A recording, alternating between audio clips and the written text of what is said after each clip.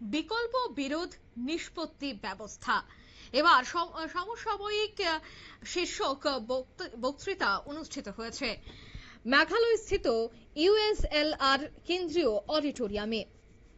মেঘালয় বিজ্ঞান এবং প্রযুক্তি বিশ্ববিদ্যালয়ের উদ্যোগে মূলত এই অনুষ্ঠানটির আয়োজন।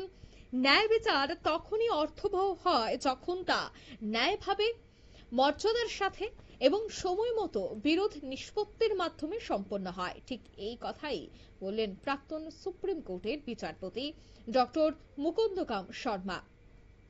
মূলত মেঘালয়ের বিজ্ঞান এবং প্রযুক্তি বিশ্ববিদ্যালয়ের university school of laws and research আজ কেন্দ্রীয় অডিটোরিয়ামে বিকল্প বিরোধ নিষ্পত্তি ব্যবস্থা সমসাময়িক শীর্ষক এই বিশেষ বক্তৃতার আয়োজন করা হয়।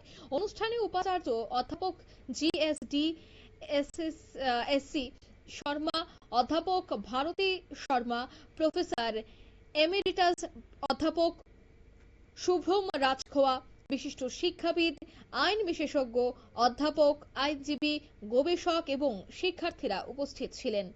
জাতীয় সঙ্গীতের মাধ্যমে অনুষ্ঠানটি শুরু হয়। এরপর প্রধান অতিথিকে সংবর্ধনা জানানো হয় এবং স্বাগত ভাষণ দেন অধ্যাপক শুভ্রম রাজখোয়া। তার মূল বক্তব্যে বিচারপতি ডক্টর মুকুন্দরাম শর্মা বিকল্প বিরোধ নিষ্পত্তি, মধ্যস্থতা এবং সমঝোতার প্রয়োজনীয়তা সম্পর্কে বলেন এবং নিষ্পত্তির গুরুত্ব ব্যাখ্যা করেন এবং সময় মতো ন্যায় বিচার প্রদানের উপর জোর দেন। এরপর ছাত্রছাত্রী এবং শিক্ষকবৃন্দ তাদের মধ্যেও কিন্তু ছিল চরম উৎসাহ এদিনের এই অনুষ্ঠান থেকে। নিয়ে নিচ্ছি ছোট্ট একটি বিজ্ঞাপন বিরতি, সঙ্গে থাকুন।